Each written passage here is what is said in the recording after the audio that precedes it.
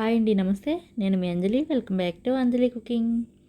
ఇవాళ వీడియోలో అరకప్పు బొంబాయి రవ్వతో చాలా రుచిగా ఒక మంచి స్నాక్ రెసిపీని చేసి చూపిస్తున్నాను.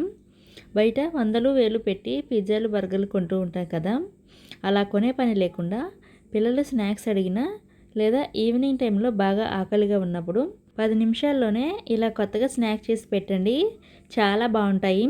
సో ఇంకెందుకు లేట్, ఈ వీడియోని పూర్తిగా చూసి మీ ఇంట్లో ట్రై చేయండి.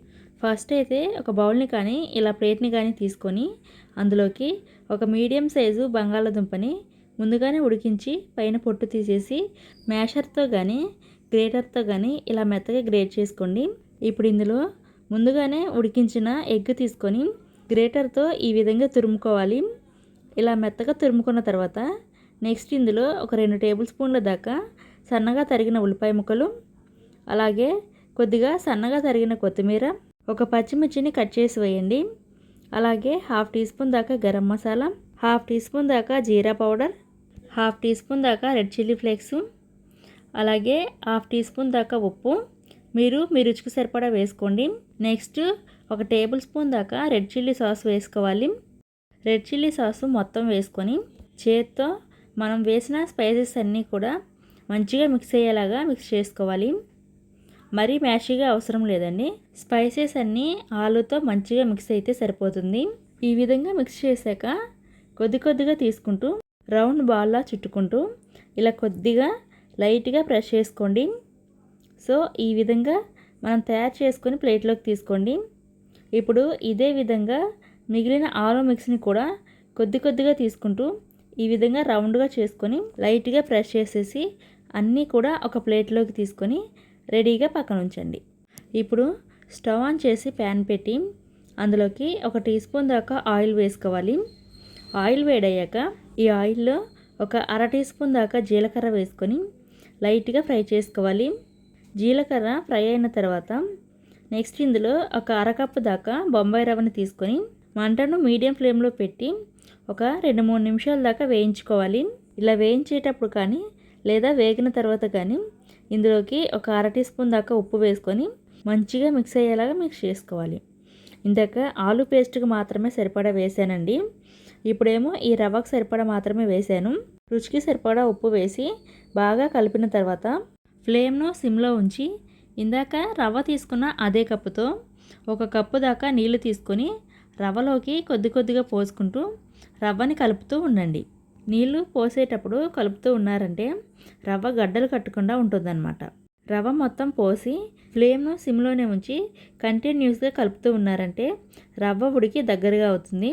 దగ్గరగా అయ్యి ప్యాన్ నుండి సపరేట్ అయ్యేదాకా సిమ్లోనే ఉడికించుకోవాలి.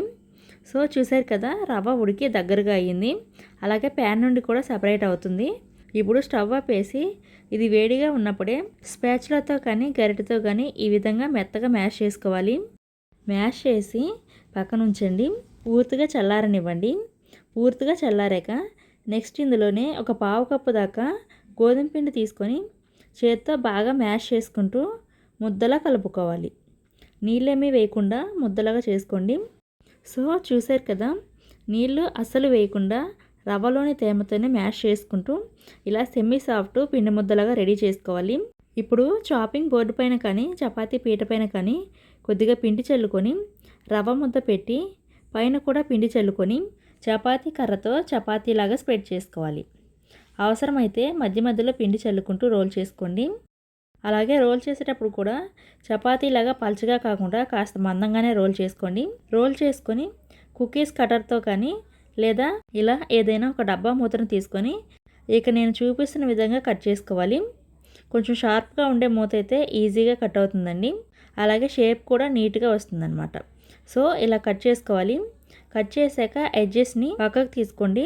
ఈ పిండిని కూడా ఇదే విధంగా రోల్ చేసుకొని ఇలా పీసెస్ లాగా కట్ చేసుకోవచ్చు. ఇప్పుడు కట్ చేసిన పీస్ని తీసుకొని అలాగే ఇందాక మనం స్పైసెస్ అన్నీ వేసి ఆలు మసాలా ముద్ద తయారు చేసి పీసుల్లాగా రెడీ చేసుకున్నాం కదా, ఆ పీస్ని తీసుకొని ఈ విధంగా స్ప్రెడ్ చేసుకోవాలి. ఇప్పుడు మరొక పీస్ని తీసుకొని పైన పెట్టి ఇలా స్పాచులాతో ఈ విధంగా ఘాట్లు పెట్టుకోవాలి. ఇలా ఘాట్లు పెట్టుకొని ప్లేట్లోకి తీసుకోండి. ఇదే విధంగా మిగిలిన వాటిని కూడా తయారు చేసి పెట్టుకోండి. సో ఇలా అన్నీ రెడీ చేసుకోండి. ఇప్పుడు వీటిని ఫ్రై చేసుకోవడానికి స్టవ్ మీద ప్యాన్ పెట్టి అందులోకి షాలో ఫ్రైకి సరిపడా మాత్రమే ఆయిల్ని తీసుకొని వేడి చేసుకోవాలి. ఆయిల్ మీడియంగా వేడి చేసుకోవాలి. మీడియంగా వేడయ్యాక మనం తయారు చేసి పెట్టిన పీసెస్ని ఆయిల్కి సరిపడా వేసుకొని ఫ్రై చేసుకోవాలి. నిదానంగా ఒక్కొక్కటిగా ఆయిల్లో డ్రాప్ చేసుకోవాలి. ఇలా ప్యాన్కి సరిపడా పీసెస్ని తీసుకొని వేయించుకోవాలి. మీకు ఇంత ఆయిల్లో వేయించడం ఇష్టం లేకపోతే ఆయిల్ని తగ్గించి వేసుకోండి. ఆయిల్లో వేసాక ఒక 2-3 నిమిషాలు ఆగి ఒకవైపు లైట్గా కలర్ చేంజ్ అయ్యాక రెండో వైపు తిప్పుకొని ఫ్రై చేసుకోవాలి. ఆయిల్లో వేసిన వెంటనే కదపకుండా ఒక 2-3 నిమిషాలు ఆగి ఫ్రై చేయటం వల్ల పీసెస్ అనేవి బ్రేక్ అవ్వకుండా ఉంటాయండి. ఇవి మరీ ఎర్రగా వేగాల్సిన పని లేదండి. కొద్దిగా కలర్ చేంజ్ అయితే సరిపోతుంది. ఇక నేను అది కూడా చూపిస్తాను చూడండి. ఈ విధంగా ఫ్రై అయితే సరిపోతుందన్నమాట. ఇలా మంచిగా ఫ్రై చేసుకొని ఫ్రై అయిన వాటిని తీసేసి ఒక ప్లేట్లోకి వేసుకోండి. సేమ్ ఇదే విధంగా రెండో బ్యాచ్ కూడా వేసి మీడియం ఫ్లేమ్లోనే ఇవి కూడా ఫ్రై చేసుకొని తీసుకోండి. సో అంతేనండి, వేడివేడిగా ఈవినింగ్ టైంలో తినడానికి స్నాక్ అయితే రెడీ అయిపోయింది. చాలా బాగుంటుందండి. పిల్లల కోసం ఏమైనా స్పెషల్గా స్నాక్స్ చేయాలంటే వెంటనే ఇలా చేసేయండి. ఈ రెసిపీ నచ్చితే మీరు కూడా ట్రై చేయండి. ఈ వీడియోకి ఒక లైక్ చేసి ఈ వీడియోను మీ ఫ్రెండ్స్ అండ్ ఫ్యామిలీకి షేర్ చేయండి. ఇలాంటి మరెన్నో టేస్టీ అండ్ సింపుల్ రెసిపీస్ కోసం వెంటనే మా ఛానల్ను సబ్స్క్రైబ్ చేసుకోండి. Thank you for watching.